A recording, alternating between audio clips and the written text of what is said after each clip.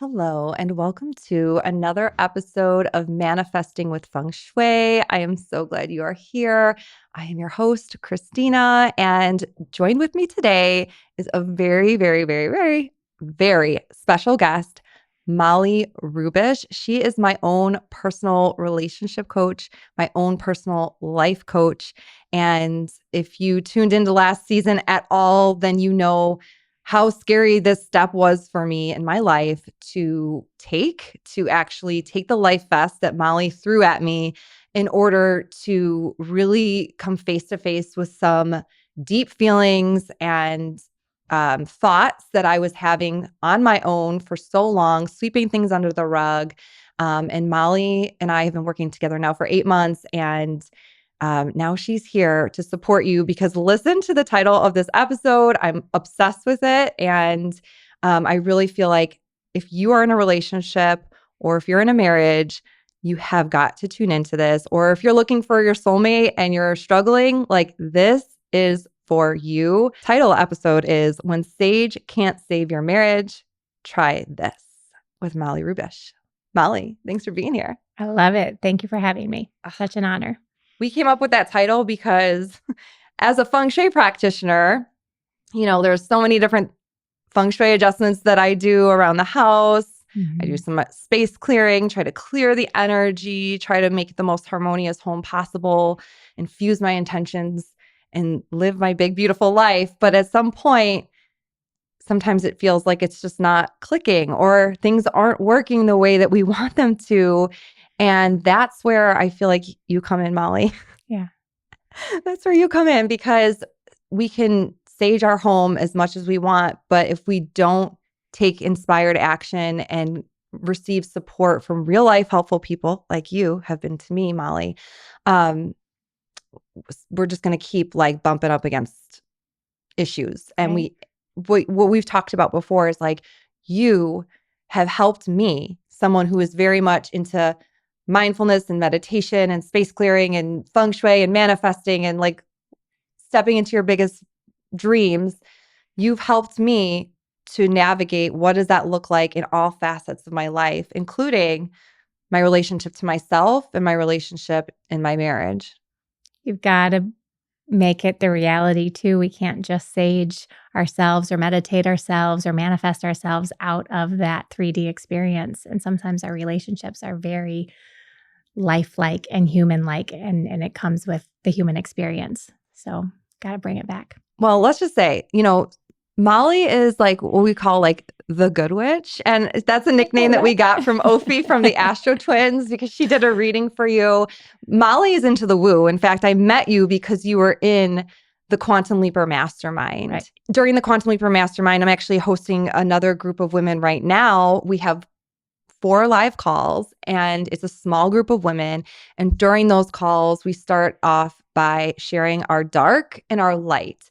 And the intention isn't just to like, by the end of the Quantum Leaper Mastermind, no one has a dark to share because we live on Earth and duality is part of this human experience. But I just remember one call, it was really early on in the mastermind that we each shared our light and our dark. And I am a participant alongside of all of you. And my dark that day, in that moment that came up for me is I was just like, I'm struggling in my relationship. And I honestly never talked about that to anyone ever. Oh, by the way, we're going to talk about sex in the podcast today. And I've never said that word on the podcast. And this is over 100 episodes. Yes, we are. I said the word sex on the podcast. Oh my Twice God. now. Twice. And we're going to say it again. Holy moly. But so like, I really kind of avoided like this topic of like, yeah, you can manifest anything with feng shui. And I really focused heavily on manifesting money, manifesting your like through your career success. And I've helped so many women to do that. And yet like this thing just kept coming up for me around my relationship. And so after that call, you reached out to me. Do you remember, Molly? Oh, yeah. What did you say to me? Do you remember? I just left you a message and I just said that, I saw you during that dark and I'm a relationship coach and I just lovingly wanted to extend an offer to you that I would love to support you if there's anything that you'd like to talk about. And I think half of that is just knowing that we can be seen and safe and held to be vulnerable. Yeah, it was in that moment that I was like really resistant because I was like, oh, I mean, I have a business coach. She's amazing. And Mhm. you all are going to meet her this season. Gabrielle Forleo has been, working with Deepak Chopra for over 17 years. She's all into mindfulness and abundance mindset, and she can help with all the things. But I did notice that like my conversations with Gabrielle were starting to get a little bit stifled because I was just feeling really stuck in some of the areas of my personal life. And I was like, okay, I had decided I wanted to see a therapist. And I was like, okay, like I knew I needed to do something. I had to talk to someone instead of spiraling in my mind.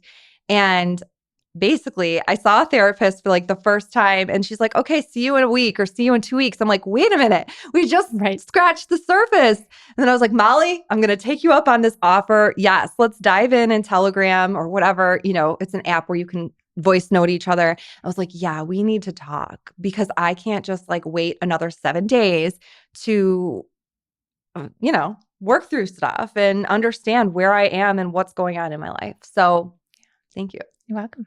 I mean, talk about manifesting. One of the greatest manifestations of 2025, in my opinion. So your work, which by the way, so yes, we're going to be talking about sex, but I really want to share this with everyone who's listening, everyone who's watching right now. Um, Ultimately, Molly is going to help you wherever you are in your relationship or wherever you are in your journey to find your soulmate. And she is going to give you practical questions that you can ask yourself in order to help you to live the big, beautiful life that you came here to live. And I used that word and I got really excited saying that because you always say that to me. Yeah. You're always like, Christina, like you have one big, beautiful life. And like, this is your big, beautiful life to live. And you've got to live it now. Right. And there's a lot of resistance that comes with it if it hurts people's feelings, all of the things. And so that kind of brings me to the point where you've done a lot of work with some of the greatest new thought leaders of our time, including Terry Cole, who I'm not 1,000% familiar with her work, but she's a best-selling author, has her own top podcast. And she also talks about being, high functioning codependence. Mm-hmm. So you've worked with some of the best, as well as created your own program called the Modern Marriage Blueprint, which we're actually going to dive into one of the modules about sex, the end of the podcast. So you have to stay in here because like you've opened up my eyes to just like a lot that I never even considered before. It's just, I love your perspective. But is there anything that you wanted to add in regards to like what brought you to this space of being a relationship coach? And I mean, you came from corporate, like tell me a little bit about yourself. It's really just been a personal journey. Not only have I been certified and been, mentored by some of the best thought leaders in the space, I also have walked the walk. I was in a marriage and I got divorced and I had to leave my marriage when my kids were young. And that takes a lot of courage and a lot of bravery. And then I had to put myself back out there and date again and learn to trust and find somebody. And I am now since remarried. I have a blended family. I have 4 kids, 2 biological, 2 stepsons. And it's just this big path of I would never be able to help anybody in relationships or in their life if I haven't also lived that same experience. So I have grief and deep grief that I can help people with, and marriage and divorce and just finding yourself and who are you? Like one of my biggest fears was taking off my ring and announcing to the world I was a divorced woman. Like that is a deep rooted pain that I had to work on, which I'm able to help other people because it's more about getting us to the other side of these really big life moments and then noticing that you have one big, beautiful life. And sometimes that comes with heartache and sometimes that comes with a lot of pain, but it is your life to be able to live. Mm-hmm. And so I'm really happy and it's such an honor to not only be mentored and coached by some of the thought leaders, but also to have used my pain into purpose. Yes. So many times we just like keep coming back to divorce is not the easy path. Oh. And you've said that before. You're like, anyone who says that like has never been divorced. No. It is not. It's actually like there's so many layers that go along with that. And also, I want to clarify, like, Molly, you've been helping me through all of the different challenges and things that I've been going on, helping me look at impermissible thoughts and feelings, I like to call them, that like I truly was never willing to look at myself. And you've validated the hell out of me day after day. And I really appreciate that. But like you've also said, like you've coached women through really difficult marriages, and they've stayed in those marriages and Yeah. like healed deeply. Yeah. So it's not like you're just like a divorce coach or anything. It's like you are essentially a life coach, because ultimately too, you're like also bringing me back to myself. And Mhm. oh my God, we're going to get into that so much. Okay. So this is for the listeners. This is for the viewers. I really want you to tune into this piece. Like, there are 3 doors. I don't know how, first of all, when Molly and I first started working together, it was like April. And I mean, I kind of was like, I would like talk a little bit and then I'd like back up and like not message you for like a week, because it's like, for someone who was not looking at her emotions for so long and someone who didn't talk about her relationship with anyone, um, that was scary. That was really scary work Yeah. for me. And actually, if you go back to the season premiere of season 7 of the podcast, where I talk about how I hired a psychic before I hired a therapist, why you'll want both this year in the year of the snake, I also talk about you in that episode and how it was one of the most uncomfortable things to do I've ever done in my entire life, because you have to look at some really uncomfortable truths that you've just been sweeping under the rug for a really long time. Yeah. And it can hurt. But at some point, I think we were like 3 months into the coaching container, and you're like, Christina, you're at a place in your marriage where there are 3 doors.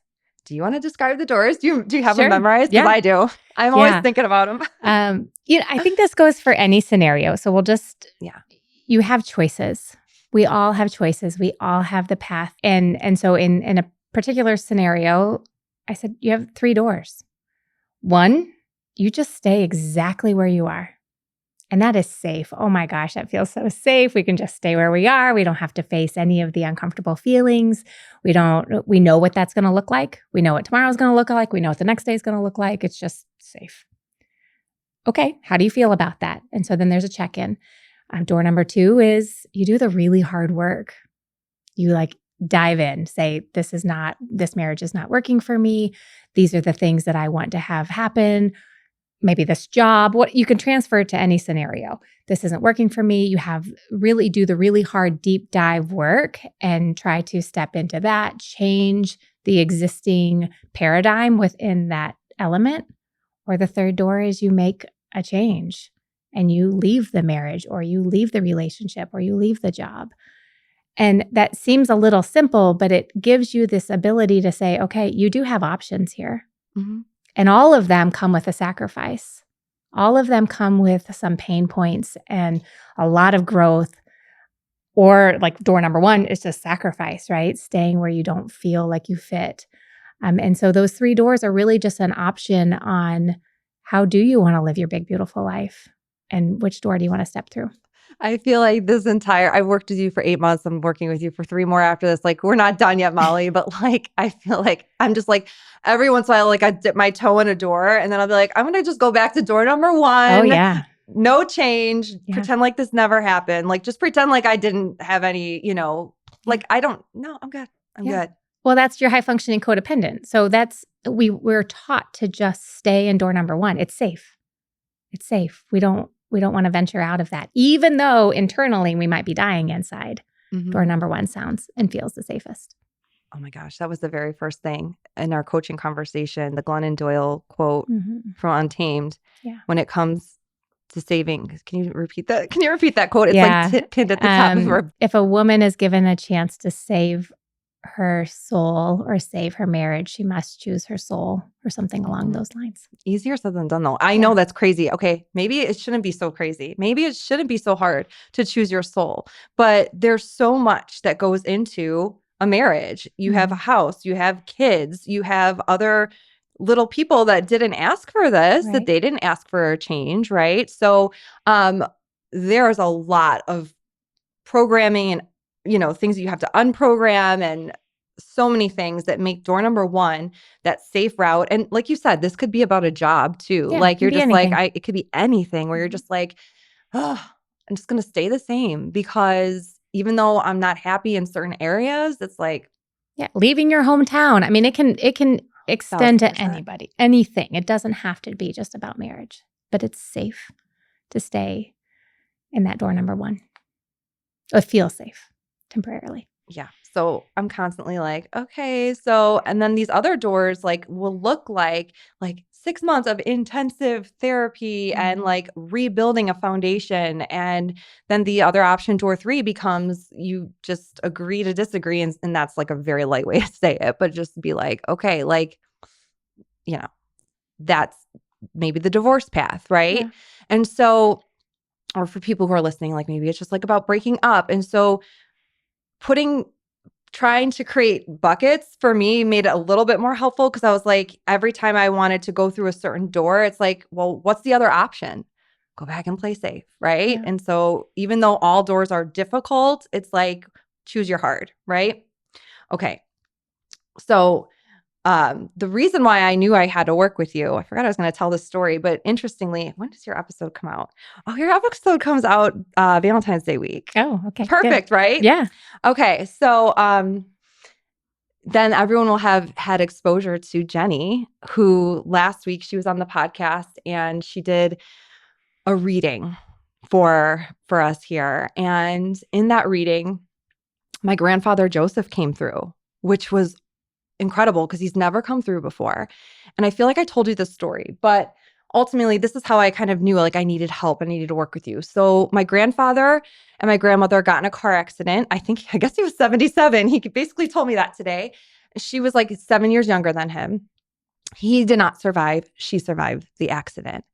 And after the accident, she went to one of her high school reunions, like 50th high school reunion or something, and ended up meeting a classmate, Alan, who interestingly came through in another reading for my sister with Jenny. God, we love Jenny. Okay.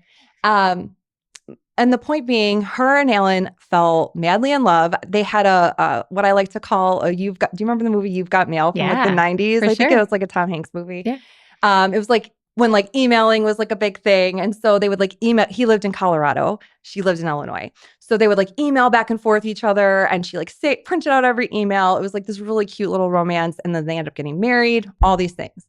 And so, okay, I can't believe I'm like saying this out loud, but here's where I knew I needed help from someone. And it ended up being you. It ended up being Jenny. It ended up my psychic medium, ended up being my therapist. But ultimately, I was like in a space where I was just like thinking about my grandmother, thinking about how happy she was in her second marriage. And then also thinking like, well, maybe like I'll find like true love like when I'm a widow.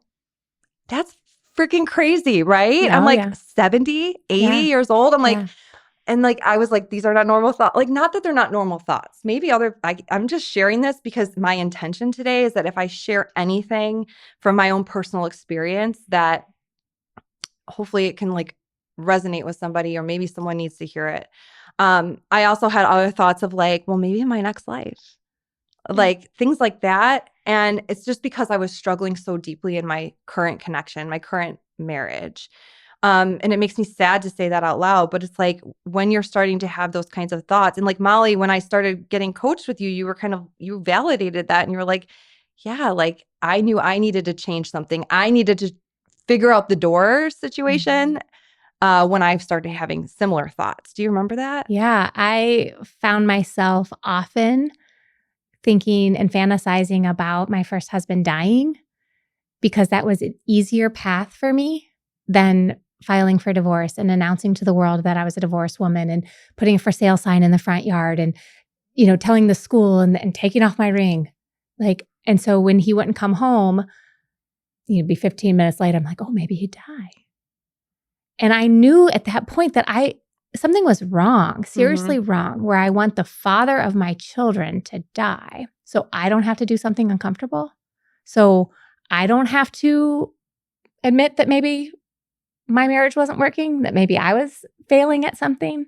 And so it was the perfectionism in me that was looking for this safer route. And in reality, I don't want him to die. We co parent beautifully together. My kids love him. He and I have a great relationship. It's just that I wanted out of that marriage. Hmm. And so that is a really good sign that you are avoiding the inevitable, or, wishing for something that your heart or your soul is deeply calling. But then your brain is saying, oh my gosh, door number 3 is too scary.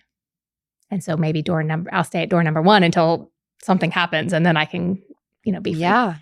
And then maybe it'll be easier for you. Yeah. And unfortunately, life doesn't work that way. And I know you Mm-mm. didn't mean it in like a morbid No, way. It no, was of just course not. like because you didn't want to do I didn't want to do the thing. the thing, the hard thing. Yeah. So hard. Okay. So I really feel like this is what we keep coming back to. I said the notebook moment. And like Molly's like, are you going to talk? Like, are you going to explain that? But like, we were on a call, and I feel like this is really what it comes down to. I think even for like anyone who's listening and feeling any type of discomfort in their relationship, um, this is something to ask yourself. First of all, you know the movie The Notebook, right? Of course.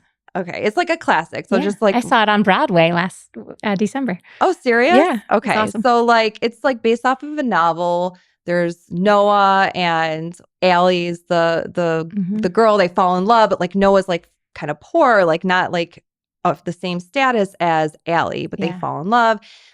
He goes away to war and then ends up like Allie ends up like finding someone who's like the same social status and it's completely acceptable. Parents love him.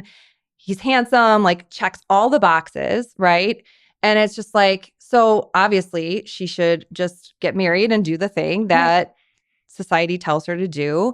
And Noah, like they end up like rekindling their romance or whatever. And at one point, it's kind of a famous moment if you've ever seen The Notebook, but he's like, he like looks at her and he's like, what do you want? She's like, I don't know. And everyone's like watching the movie, like, you know what you want, Allie. Yeah. But she's like, I don't know. It's not that simple. And I call it the notebook moment with you because we were like sitting on a call. And at one point you just look at me and you're like, okay, Christina, well, what do you want? And I was like, I don't know. You're like, well, what do you want? Yes, I was you like, do. it's not that simple. Yes, it is. And I think sometimes you know what you want, but you Mhm. don't like the answer Exactly. because it's so uncomfortable Yeah. or it hurts people's feelings, Mhm. right? Yeah. We do know. And sometimes it's clouded by lots of thoughts, or it's clouded by judgment or society or the other things. But deep down, like if I quickly ask a client, what do you want? And they will like give me an answer, but blah, blah, blah, blah, blah, blah. I'm like, okay, but let's go back to that first answer. And that first answer is always the truest, most intuitive answer. It's more like what your soul is calling you to do. And then all the words and explanation behind it. And that's more your mind getting in the way. So I love that question of what do you want? And then when they say, I don't know, I'm like, yes, you do. Maybe this is a rhetorical question, but how do you like, why does the soul want something that it just feels so difficult to navigate in this world? Well, gosh, I wish that I was the decider of all of our soul contracts, but I do believe that our souls they come here to experience all of it. And our souls decide that they want to come onto this human plane for all the things. They want the good, the bad, the delicious food, the grief. They want the love, they want the intimacy, but they also want the heartache. Our souls are craving the entire human experience. And at no point is anybody's human journey free of pain. But it also comes with so many beautiful, beautiful chapters. And so we just lean into knowing that we will survive every single part of it, even the really deep, hard chapters, because on the other side of that is pure love and is pure joy. And sometimes even our divorces, it's not without love. Thank goodness for my first marriage, because I have my 2 beautiful humans that I wouldn't trade for the world. And I wouldn't change that chapter because I am who I am because of that Mhm. chapter. So I'm very thankful for even the hard days of my life. I And imagine so like you appreciate your marriage so much more deeply for now. sure. Like I have friends who have been divorced and they're just like, Christina, it's 2.0 and it's you're gonna love, like, you've not, I mean, I'm not like, getting a divorce or anything at this time, but like that, like, if you go that route, you're gonna love more deeply than you've ever loved. I mean, I don't really quite understand it yet, but I could see how when you see the contrast Yeah. between what you've gone through to now, you are on the other side of it. You are in a second marriage, and like it probably is just very different, Yeah. but not Early without its challenges, right, No. Molly? I mean, we're still human, and so I'm still married to a human, and he's Mhm. married to a very human person. But early on in our relationship, it was weeks into it, we felt such a connection, and I'm like, "We're either soulmates or we're gonna churn and burn." Like, there's, like, no in between because I didn't know my body could work again, and I didn't know that I could feel this kind of passion for somebody else. So, yeah, it is Well, I very love your different. story because you're soulmates, which is so fun. And I Yeah. think it's inspiring for people who are scared of divorce or who are, in a situation where they're like, oh my God, I'm 40, 50 years old and now Yeah. I have to go back out there. Like, what Right. is happening? It's terrifying, right? Okay, this is actually perfect segue though, because now that you are in a second marriage, like you have this program, which I'm so excited to learn more about all of it, but especially this intimacy module. We're going to talk a little bit about it. Okay. I want to, because you literally, like, you left some type of a voice note for me at one point. I was like, check, check. Like, we're talking about this because it was such a new perspective and it was so inspiring to me. But ultimately, like, you created the modern marriage blueprint with several modules. Maybe you want to like say like what the outline is, because I would love to hear like all that it captures. I got married when I was 27. I met my husband when I was 23. I'm 41. So like I've definitely grown, changed, evolved since we've met. This modern marriage blueprint did not exist. Knowing what it is now, I 1,000% wish I would have known about it. I don't know if I would have been ready even to explore it at the age of 27. I don't know, but I will tell you right now, I think, like even like with you being in a second marriage, I know that part of that experience has like helped you to build this course to support women who are going into a marriage, Yeah. wherever they are in their path. So tell us a little bit about the modules, and then can we talk about the sex one? Yeah, for sure. Okay. Just high level, the first one is about our first families, how we were raised, what is normal, and that nothing is really normal. And so you're bringing two people together, two families. We talk about conflict in module 2, money, which is a huge, huge important part and of a partnership and a marriage, intimacy, then hopes and dreams, like what must happen in your life for your life to be considered a success. Okay. So conflict and money are two separate modules, Yeah. right? Because Mhm. I mean, I've heard this so many times. Like, you're like every relationship has conflict, right? Yeah. So it's just like, how do you overcome it? How do you approach it? Yeah. Right. And so just accepting that that's like the goal isn't to not ever have conflict, Oh, like, obviously. you're going to have conflict. You're going to have conflict in your relationships. No different that you have conflict with your children and you love them to the ends of this earth. So, like, there's going to be conflict, but it's something that would be as, like, there's little strategies. Like the story I'm telling myself, and that's a strategy from Brene Brown, is that you meant this, and that really hurt my feelings. And then being able to how to work on the repair. What we're trying to prevent by each one of the modules leads up to, and they get a little bit more intense as they go along, but we're trying to prevent the resentment bank and having so much resentment in the marriage that you don't even enjoy partnership, and then you don't enjoy intimacy because there's so much other resentment from these other areas of your life. And it's like you have to start right away Yeah, because it's you gonna just got to like keep teasing it apart right away. um I don't mean to be, I'm like, oh, it's just like it's a lot, but I think if you go into it understanding that, Mhm. like it can be so powerful.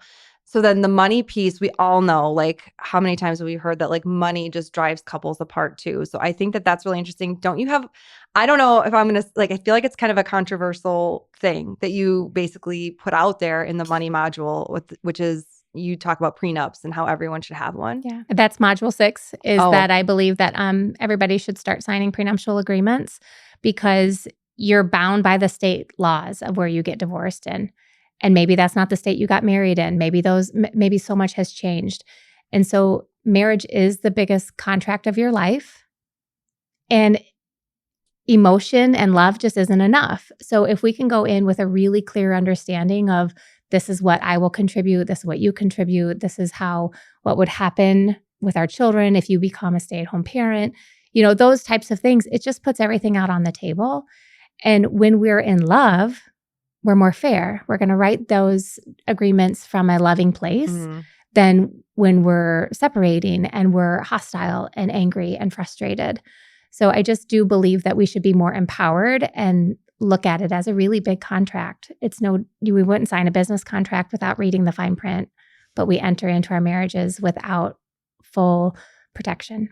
Literally, I was 41 years old when I realized I was like in a contract. I swear to God. Because like Mhm. when you get married, you're Yeah. thinking like you are just thinking of like like we're going to start a family Yeah. and we're in love and this is Yeah. great. And like, I mean, I don't know. No one ever prepared me for the fact that I was like literally in a contractual agreement with another Right. human being. Yeah. So, I mean, I do appreciate that perspective. And yeah, it's been really interesting having conversations about the fact that I'm in a contract. Let's talk about I don't know if it's how you define intimacy, but you really do talk about sex in a module and like how it's so much more than actually that. And Yeah. let's hear a little bit about what this module does because you said like couples can like take this together. I would love to hear like Yeah. how this is structured and like what you bring up that I think is like really important. I just haven't really heard that many people talk about it. So I think intimacy is so much more than sex, and intimacy starts long before the bedroom. And so there's different levels of intimacy. Um, Intellectual and spiritual intimacy is really important to be able to have a conversation with your partner and just like understand who they are on a deeper level, their hopes and dreams. What do they want for this life? Just being able to bond and have that true, beautiful intellectual connection. And then you lead into emotional intimacy. And emotional intimacy is feeling safe to say, that really hurt my feelings. And your partner saying, I'm sorry. Like, I love you and I see you and I would never want to hurt you. Being able to be vulnerable and safe from an emotional perspective through your own grief journey, or maybe you're drowning in motherhood and your partner like really nurtures you and loves you. Like there's intimacy in that true partnership. And then there's also physical intimacy that's not sex. So it's holding hands or snuggling or like hugging in the kitchen or love taps. And it's both sides. So some people will say, I don't like it when you grab my butt in the kitchen. That makes me really uncomfortable. It makes me feel like that's all you want from me. So then also being able to respect that maybe your partner doesn't like that and doesn't like to be touched like that. So what But how do from they want to be touched? Because there might right. just be a different thing. Like, Yes. right. So Like, having physical mm-hmm. intimacy that doesn't always lead to sex is so much part of the partnership. So if you're intellectually connected, you're emotionally safe, you have physical, playful, loving touch. The intimacy and the sexual part comes so much easier and Mm-hmm. it feels so much more natural. Then you can maybe express what you want in the bedroom because you feel you feel safer in all of those other areas of your life. So I believe that intimacy starts long before the bedroom. And then I believe that intimacy also leads to this resentment bank because, and traditionally it's women, because the woman doesn't feel seen, heard, helped, loved. Maybe she was grabbed in the kitchen and not apologized or, didn't have those other areas. Then she doesn't want sexual intimacy. And then the man feels rejected. And Mm-hmm. then the rejection leads to maybe more animosity outside the bedroom. And it's just this vicious cycle. So I really believe on nurturing that other areas to make sure that the fun sexual part of intimacy is easy and natural and mutual. I love that. So you actually help guide people through that in that module and Yeah. like how that would look in conversation. Yeah. Um, I love that so much. Um, well, thank you so much for sharing that piece. Because when I heard you talk about that, I was just like, oh my God, I just never really considered that it's so much deeper and that there's so much more to to sex than just like Yeah. that one piece, Right. and it's just so much. So, Molly, honestly, like we're still working together. I'm still Yes. working through tons of things. Actually, I want to say one more thing. And if you're comfortable sharing about your own relationship, like, you know, speaking about intimacy, emotional intimacy, spiritual intimacy, how would you describe your relationship with your current husband? And like, don't you guys have like coffee together every morning? Like, what are some ways that you do that in your own relationship currently? We do. We have coffee together every morning and we kind of just talk about the day. We're able to just level set, see where we are with things. Um, Maybe sometimes we'll say, gosh, I'm just feeling really off or I'm feeling low.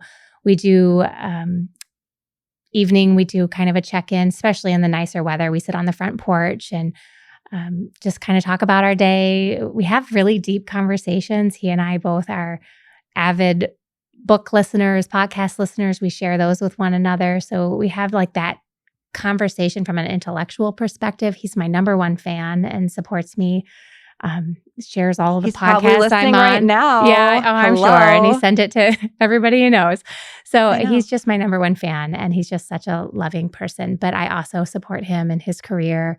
I'm so proud of how hard he works and what he does for our family. So um, it doesn't take big gifts, big fancy date nights. It's just making intention on a daily basis to really see one another. He compliments me. We just understand one another. And then if it's not being met, I'm like, hey, you know what? I'm feeling a little disconnected. I felt that the other day. I'm feeling a little vulnerable. I'm just feeling kind of needy. He's like, okay, what do you need? And I'm able to tell him, I don't know. I just kind of want to sit by you. And, because maybe it's my own hormones or I'm just going through something. It's nothing Mhm. that he did, but I'm able to tell him I'm feeling needy and he will meet me where I'm at. Well, thanks for painting a picture of something like so beautiful that exists. It I think does. it's really special. Yeah. And Thank you. I don't know. I think it takes maybe some work. I had to laugh at myself. I don't even know why I'm saying this out loud because I laugh so hard at myself. And maybe it's not even funny, but to me it was. I was in a therapy session and I literally quoted Coldplay, but I didn't know I did it until after the therapy session. I was like, the song The Scientist, I don't know. It's all about like how no one said it would be easy, but no one said it would be this hard. And I'm like, oh my God, I freaking quoted Coldplay Yeah. in therapy. But I'm like, that's kind of what's been landing with me. It's just like what you just described is just such ease and such flow and just such like what I think should be, right? Like fun and complimentary and enriching. And you Yeah. have a shared vision, but like it's also just like the everyday moments that just like feel nicer. Yeah. And it's like, I don't think you, Molly, would say that your marriage is easy, No. but I don't think you would say it's that hard Well, yeah, it is. It's easy because we have intention. either. Hmm. It's easy because we love one another and we show up for one another. But we both are human.